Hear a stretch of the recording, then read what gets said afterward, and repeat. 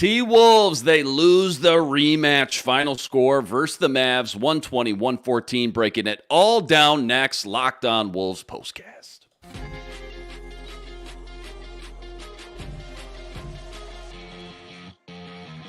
You are Locked On Wolves postcast, part of Locked On Minnesota on the Locked On Podcast Network. Your team every day. What's going on? Back in the lab, back at it. Another T-Wolves postcast episode right here on the Locked On Sports Minnesota Network. That's your team every day. Finally got the dream team back. Jack Borman with us again. Give him a follow if you haven't already, at JRBorman13. And Jack, plenty to break down and discuss. But first, just a quick reminder, tonight's episode brought to us by Game Time. Download the Game Time app, create an account, use code LOCKEDONNBA for $20 off your first purchase. Again, that's LOCKEDONNBA for $20 off your first purchase. All right, man, Western Conference Final rematch. You knew you knew just going in, it'd be a good one. It'd be a fun one, probably dramatic, pretty crazy. And it was. I mean, both teams looking for their third win in a row tonight. Ant goes unconscious in the first quarter, career high 20 points. You were texting me. The roof was about to blow off Target Center. Third quarter, things started to unravel a little bit. Just kick us off like we always do. Just kind of your biggest knee-jerk reactions, kind of your top of your takeaways, just, top of your head to get us going. Yeah, no question about it. I mean, you saw that first quarter, Anthony Edwards scored 24 points, which was 24. His career high for most points in a quarter. Whew. Made 6 threes in that first quarter, 6 of his 8 threes. I think that's just like one of the biggest takeaways so far of the Timberwolves season is just Anthony Edwards' three-point volume is way, way, way up. And he said that was the number one thing that he worked on this summer was his three-point shot, and it's showing off. So far tonight, he made 7 of his 13 threes, only made 1 of his 5 threes after that first quarter. He joined Steph Curry. He's the only player in NBA history to make or start the season with 3 straight games of at least 5 made threes. So that was or 4 games now, I think. So that was huge for Ant. But after that, man, second quarter only took 1 shot. Played in a really weird lineup with Joe Ingles, Jaden McDaniels, Julius Randle, and Naz Reid that just really struggled to find any type of offensive flow. And then only 5 points in the third quarter, was a little bit more aggressive, but another tough one for Ant. He shot 7 of 13 from 3, but only 6 of 12 from the free throw line, which was a big problem in a game in which the Timberwolves ended up losing by 6 points. So. That was obviously really tough for the Timberwolves as well. But that third quarter, like you said, was where it kind of unraveled. The Timberwolves started, I believe, on a 10-0 run to start that third quarter. And they relied on some really good play from Mike Conley there. It was nice to see him get going. He had 7 of the 10 in that 10-0 run. But then the Mavs responded. It was an 8-0 Kyrie run.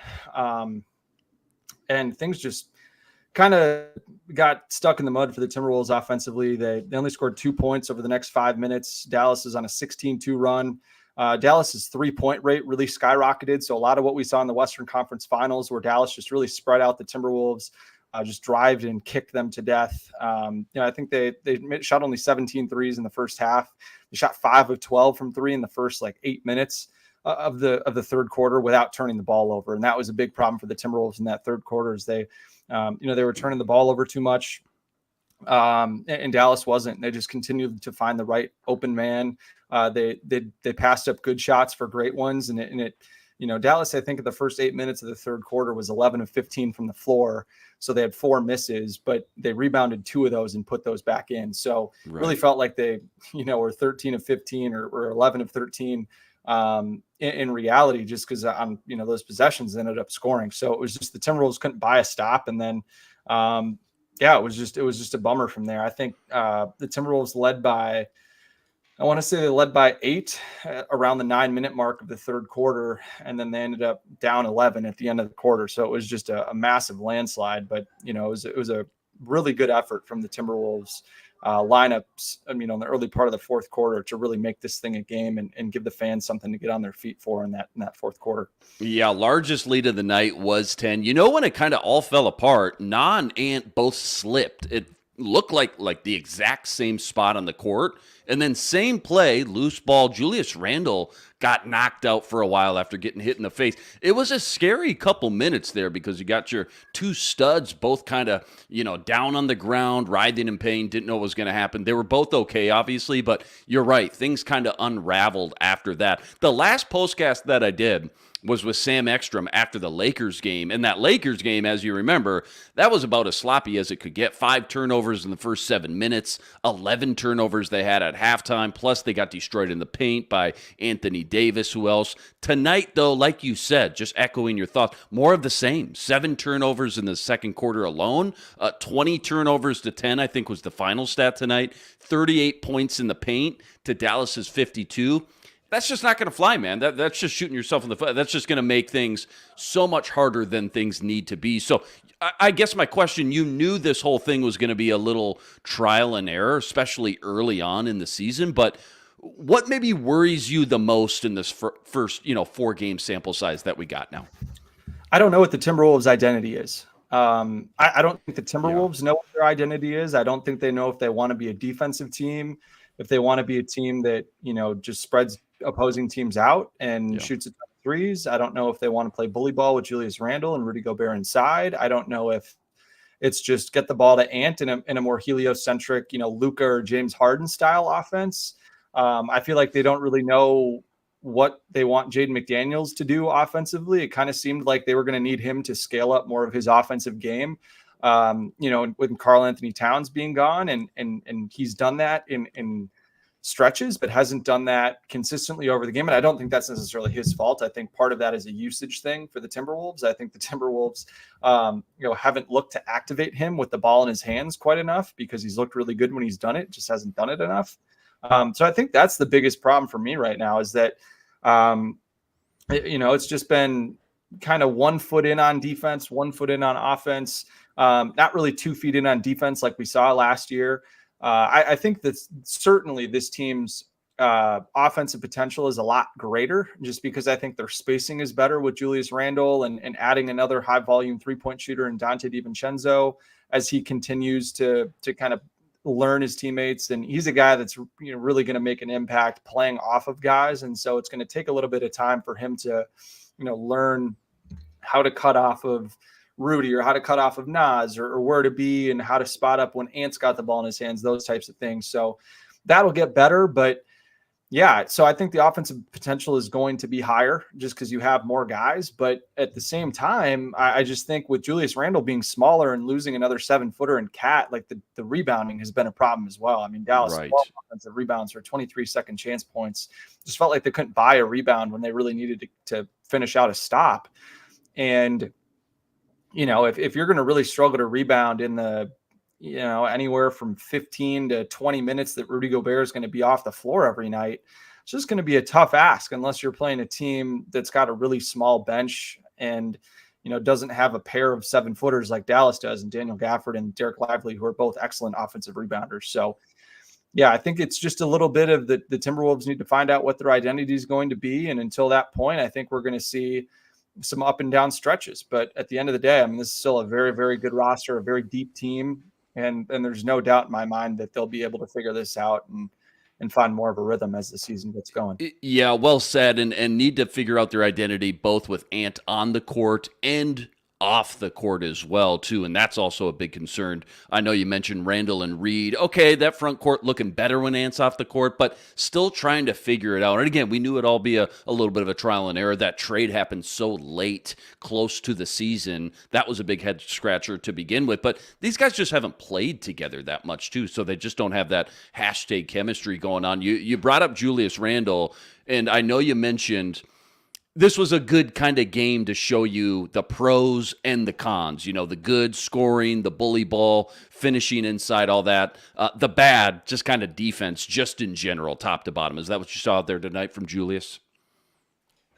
Yeah, I mean, the defense is kind of tough. It reminded me a little bit of D'Angelo Russell, honestly, when he was with the Timberwolves. D'Angelo Russell could score in bunches, but he could also give up points in bunches. And I think if you were to take out a notebook and you were to chart every single time Julius Randle scored, and one column, and how many times he was directly responsible for giving up a basket on the other end of the floor, I think it would be a fascinating discussion to have after each game, because there were several times tonight where Julius Randle just did not get back in transition, even after a make, and gave up baskets, or would make a three and would be kind of celebrating and jogging, being lackadaisical coming back down the floor, and give up a three to PJ Washington in transition. Like, PJ Washington is a good 3-point shooter. He wants to shoot threes.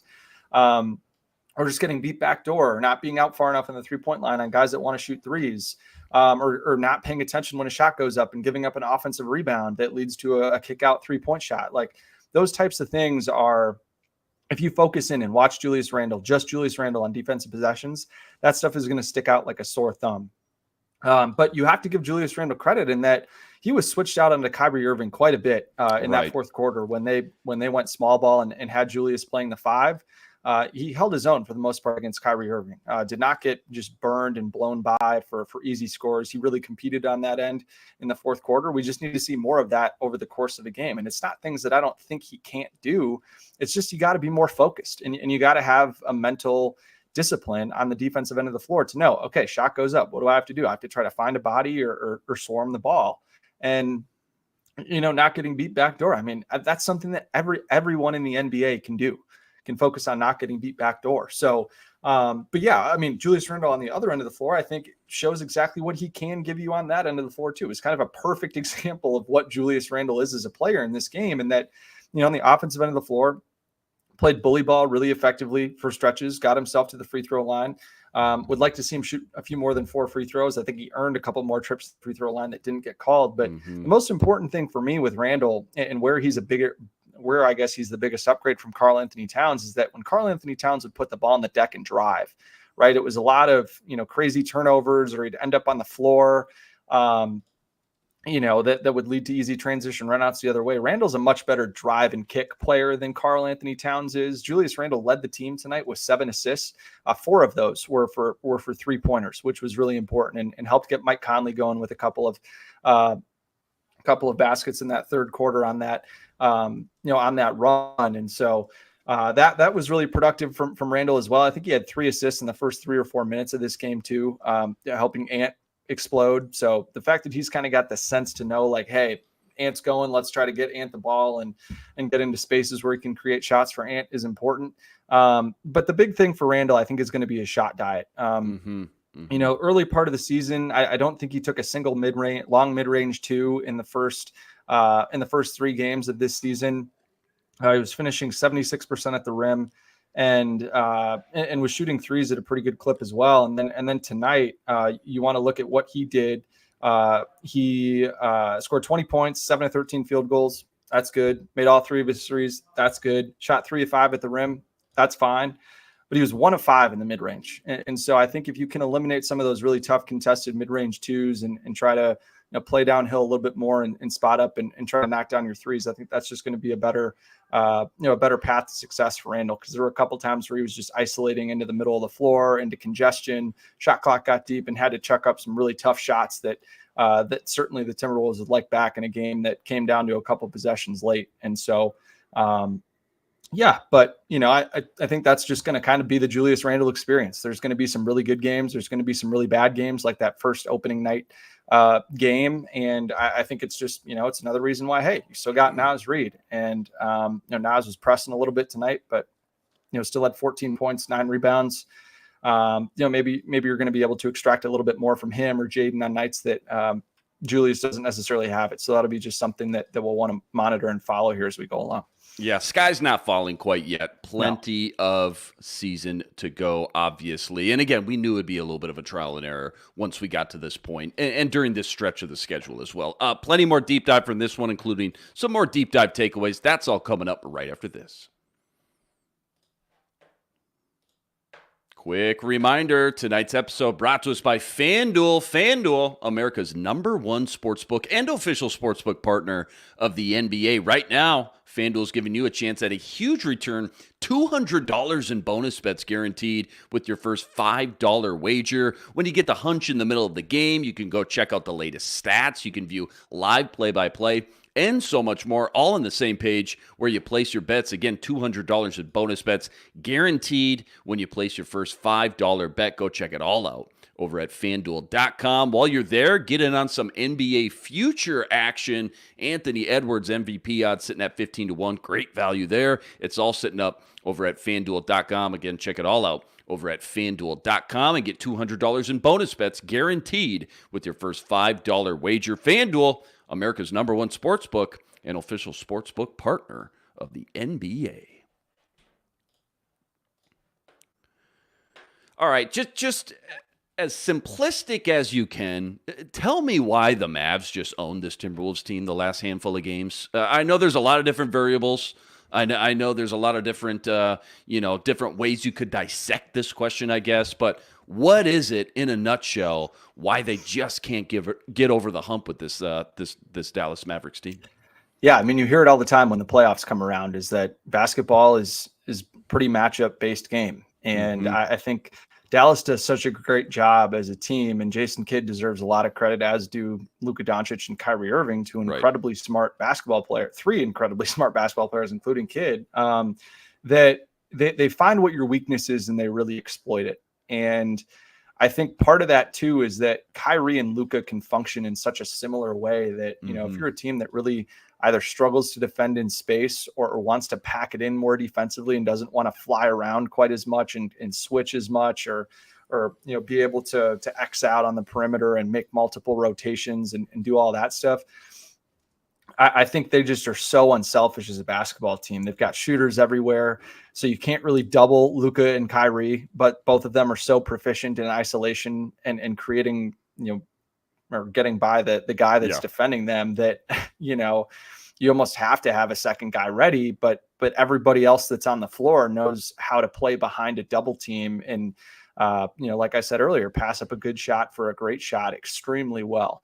And that just puts pressure on a defense over the course of 48 minutes and requires you to be really disciplined. And it's just tough to be perfectly disciplined, at least in rotations and communicating on every single possession. I think, you can certainly be disciplined and not get beat backdoor or something like that, or make sure that you don't lose a guy in the offensive glass. Like, I think that's a lot easier to be disciplined on. But, again, I think some of those errors with getting beat backdoor or not boxing out on a rebound, those types of things, can be more difficult for guys to do when you're constantly thinking about, oh God, where's Luka? Where's the guy I need to be guarding? How is Luka going to be able to find the open man and kick it over the top of the defense to the guy in the corner, or take two dribbles to the left so that the defender that's one pass away cheats up more, so then that guy can slot cut and then the guy from the corner can rise up to the slot and, shoot an open throw. Like, there's just so many different things that you're thinking about when Luka and Kyrie have the ball. Right. That I think it just takes the Timberwolves out of the way that they want to play defense, which is they want to pack it in a little bit more. They want to have more structure. They don't want to have to fly around quite as much. They want to be able to, defend the pick and roll with only two guys. And I think with Luka and Kyrie, it just forces you to have to either tag the roller or have a guy in the gap step up and then, just play off of 5-on-4 from there. And Dallas is really good at doing that. And they've got a bunch of really good shooters. And we saw in the second half, they really kicked up their 3-point rate and shot a terrific mark in the second half from three, finished 16 of 39 for 41%. So, and that's with the first quarter, where I think they shot one, maybe 2 3-pointers that first quarter. Yeah. Insane. Yeah. And then the other part of it too is they just aren't turning the ball over as much. And a lot more of their turnovers are dead ball turnovers. Sure. Which, results in the ball going out of bounds. So it's not an immediate run out the other way. Whereas I think a lot of the Timberwolves turnovers right now have been live ball turnovers. So it's just, you aren't seeing quite as many points off of turnovers from Dallas. And I just think that, they just kind of lull you to sleep. And then obviously they've got, 3 guys that are really, really good at crashing the offensive glass, and Daniel Gafford, PJ Washington, and Derek Lively, that, when Dallas is increasing their 3-point rate, you're going to see more of those longer rebounds. And generally you see an offensive rebound rate go up when a team's 3-point rate goes up. So it's just all things like that just put a bind on a defense over 48 minutes. And it doesn't matter if you've got 3 incredible individual defenders in Rudy Gobert, Jaden McDaniels, and Anthony Edwards, and even throw Nickeil Alexander-Walker in that mix. Right. Nickeil's a great defender, but when Luka's matched up on him, like, Luka's 6'8", 240 pounds, and Nickeil's, 6'5", 210, or if that. So, right. There's just so many also mismatches. too, it's just like no lead was ever safe. And I'm just kind of honing in on these last 4 or 5 games. But like, oh, you finally get up 8, 10, 12. No lead was ever safe. Like whether Luka, Kyrie gets doubled, always finds the wide open guy, like you mentioned. That was a frustrating part of, again, these last 4 or 5 games. I'm kind of keen in on, but you're absolutely right, man. They're a tough out. When healthy, they're absolutely a tough out for anybody, for sure. Last year, I know we got to watch the number 1 defense in the league last season. That's not been the case early on. Again, small sample. I think the Wolves were also, correct me if I'm wrong, one of the top teams in the league in points off turnovers, if not, in fact, number 1, I believe. But that part of their game looks way out of sync right now, too. But my question, where's your panic meter? Is it still way too early, plenty of time to figure out all this stuff, trial and error stuff, or is it something just seems a little off? The personnel is too different, and they just look too lost at too many things to feel good about like a quick adjustment over the next week or two. Yeah, look, I mean, we were sitting here at the same point last season. The Timberwolves were 1-2. Yep. They had one of the greatest first halves I've ever seen a basketball team play in the first half in Atlanta last year. The night before Halloween, they were 1-2. And then what did they do? They rattled off 7 straight wins. And after 21 games, they were 17-4. Like, I'm just not panicked about this team at all. And I think if people are panicked about this team, like, I think it's just, you kind of got to look in the mirror and be like, all right, maybe I'm taking this a little too seriously. This is a team that went to the Western Conference Finals last year. Didn't really have any cupcake matchups. They steamrolled through the Suns. And for the most part, they outplayed the Nuggets and had a historic comeback in the second half of Game 7. Like, this is a battle-tested team. And for the most part, like 7 of the top 9 guys or 6 of the top 8 guys all were on this team last year, all know what Chris Finch wants to do. There's a ton of continuity, especially amongst when you look at the other top teams in the West. They've got a comparable level of continuity there.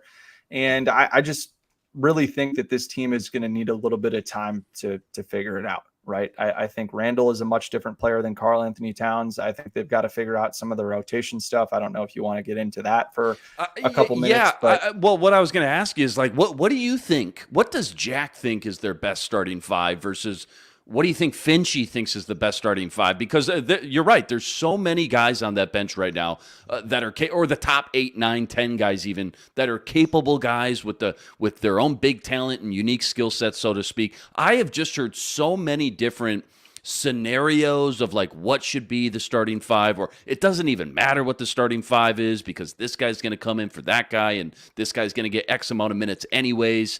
Where is your head at, or what do you think should be the strategy, I guess, after 4 games, adjusting from what they've done and try something new moving forward?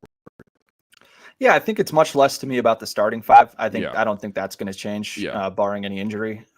It's much more about who you close the game with. And like, I love that Finch was willing to experiment a little bit in the fourth quarter. Like, I don't know if we really talked about it much, but Julius Randle played the small ball 5 from the, the 7-minute mark to just under the 4-minute mark. The Timberwolves scored on all 7 possessions, scored at least 1 point on all 7 of those possessions with Randle at the 5. And that was something we hadn't seen yet at all in the first 3 games. And so for Finchy to do that and then keep, I think he kept Na out there for the rest of the game and took Mike Conley off the floor. It was just a different look. And I think Finch is going to be willing to ride, a lineup that comes out and plays really, really well in the fourth quarter like that. And so I think that's something that's more something to focus on. But another thing that I would like to see more of is I'd like to see more of Jaden McDaniels and Naz Reid play on the floor together as creators with the ball in their hand when Anthony Edwards is not on the floor. We haven't seen that much, have we? No. Yeah, and it was something that we talked about all of last season too, right? We wanted to see Jaden McDaniels more at the start of the third quarter and the start of the second quarter and the start of the fourth quarter out there with Karl Anthony Towns, because that was a really good pairing for the Wolves last season. Also as a means to be able to scale up Jaden McDaniels. Like, there's not too many guys that are legitimately 7 feet tall and able to put the ball on the deck, score in the mid-range, get all the way to the rim, finish really well at the rim, shoot threes, and cut and do all these different types of things. And it just feels like, the Timberwolves paid him all this money and they're not even trying to, dip into more of his offensive talent. And I think that that's just a mistake given where they're at right now and how much they clearly need another guy beyond Naz Reid to be able to create for them offensively in the second unit. And I think a lot of guys would point to, okay, well, what'd you just trade for Dante DiVincenzo for? Mm-hmm. And I think my response to that would be, yes, obviously you want more from Dante DiVincenzo, especially considering what he did in the second half of the season for the Knicks last year when Julius Randle was hurt. But you got to give him some grace, man. I know he's been in the league for 6, 7, 8 years, whatever it is now, but it's a new team for him, a new situation. I don't think everyone can just point and look at him and be like, all right, dude, like you go cook with the second unit. Like it's just hard to do that on a new team. I think it's much easier for Jaden McDaniels to do it, especially considering when he has done it in the lineups he's been out there in. He's been pretty successful putting the ball on the deck. I mean, he looks better than me he looks better to me creating for himself and scoring and kicking the ball up than he did last season. I would just like to see that in more stretches. And I understand that certain guys have certain rotation patterns that they like to try to keep over the course of a season. But at the same time, like you got to be able to do what's best for the team. And especially for a guy like Jaden, if that's going to empower him more to be more involved offensively, I would have a hard time believing that he would say, you know what, coach, no, I don't want to do that. I want to keep my regular rotation pattern instead. So those are a couple things that I'd like to see more of. But it was good to see that the Timberwolves at least were willing to experiment with some lineups in that fourth quarter. Yeah, agreed. Again, I think things are going to look a lot different from this point to even, a month or two from now. And again, the starting five, I'm with you. And a lot of people have echoed the same thing. Starting five shouldn't really mean too much, but just trying to figure out, again, a lot of trial and error early on here in the season, just trying to figure out what flows the best. And I think even Finch, to some degree, is absolutely still trying to figure out how it all looks best most games, more nights than not, but also how to maximize each of these players' unique skill set with the guys around him too. And I'm excited to see, like you pointed out, 1 and 2 last year at this point. I'm excited to see what it all looks like a month or two from now, let alone the All-Star break and things like that. When you get into crunch time, February, March, April, things like that. A couple minutes left we got. Quick little season preview perhaps for what's to come. Couple games, big games up on the schedule coming up. That's all coming up right after this. Quick reminder, tonight's episode also brought to us by BetterHelp. When your schedule is packed with work projects and more, it's easy to let your priorities start to slip, even when we know what makes us happy. But when you feel like you got no time for yourself, non-negotiables like therapy are more important than ever. If you've been thinking about starting therapy, maybe it's time to give BetterHelp a try. Entirely online and designed to be convenient, flexible, and suited for your schedule. All you got to do, fill out a brief questionnaire. You get matched up with a licensed therapist, and you can switch therapists at any time for no additional charge. Never skip therapy day with BetterHelp. Go visit BetterHelp.com/lockedon and get 10% off your first month. That's BetterHelp, HELP.com/lockedon. All right, schedule coming up. Nuggets on Friday, Spurs on Saturday. Their first back-to-back, so Joker, Wemby, some big names right there. Well, what's the storyline for the Wolves you're most interested to see how things play out? Or maybe just some early keys to these next few games you're looking for? Yeah, I think that bench unit, right, is going to have to step up big time on Friday because Denver's second unit has looked absolutely abysmal throughout the season. I was seeing on Twitter tonight, it looks like Russell Westbrook was playing a lot better for Denver. I think they're in overtime right now in Brooklyn against the Nets.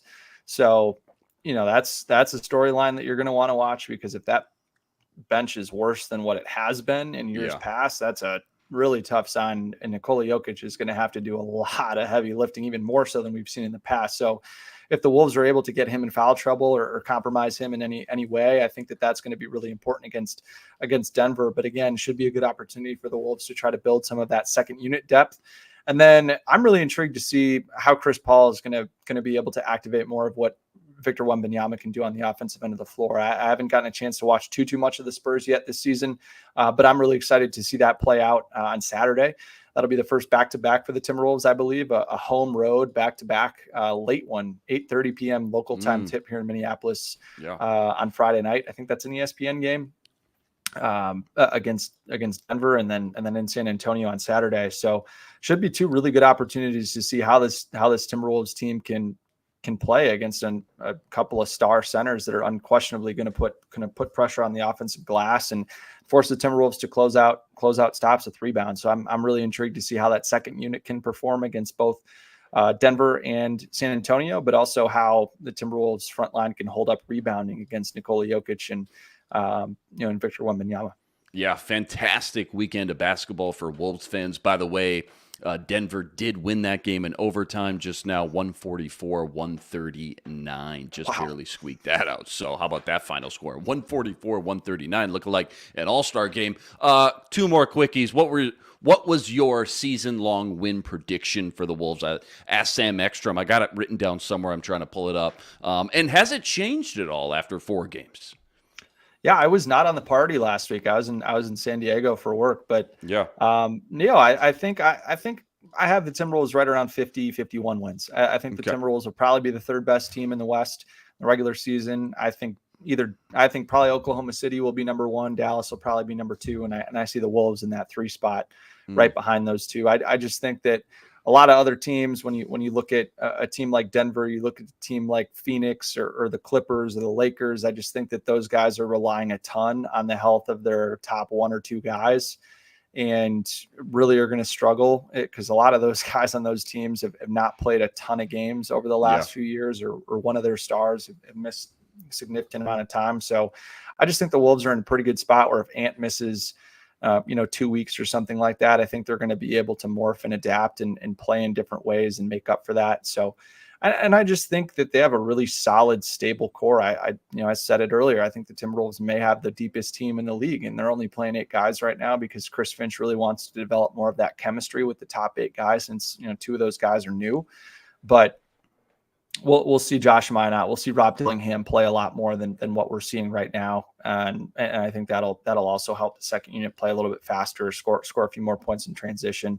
So I think over the course of a year, they've just got a really high floor, and they play really smart basketball on the defensive end of the floor.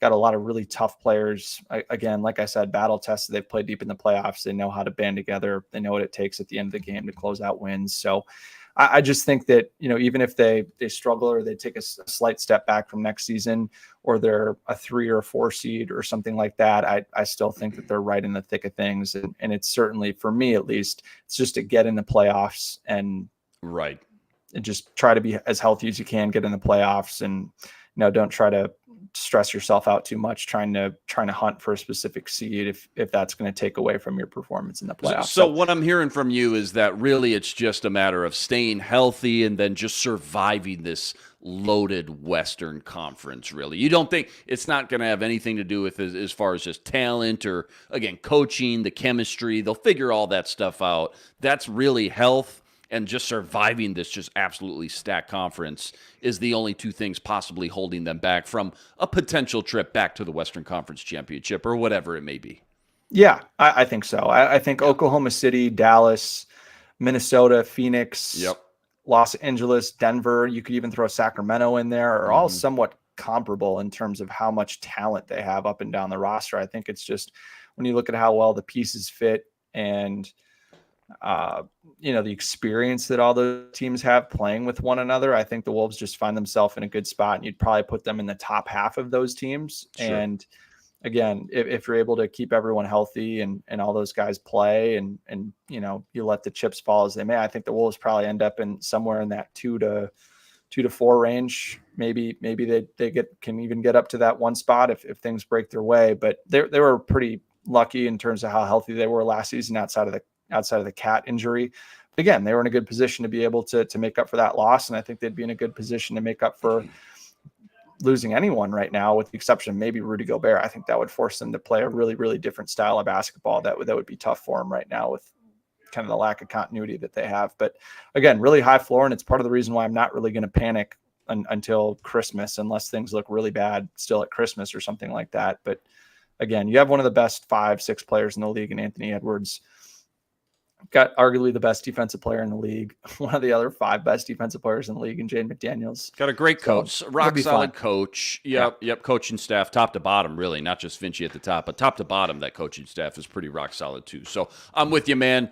Great stuff. Great to have you back. Wolves lose tonight. They lose the rematch to Dallas, 120-114 your final. As always, huge shout out to all the everydayers that always make us your first listen. We're going to be doing these postcasts all season long. Make sure you like, make sure you subscribe if you haven't already, and make sure you go follow all of Jack's work on X at JRBorman13. He's live at the Target Center tonight. We got Wolves Denver Friday night. That's going to be a great one. We'll catch you next time. But until then, signing out.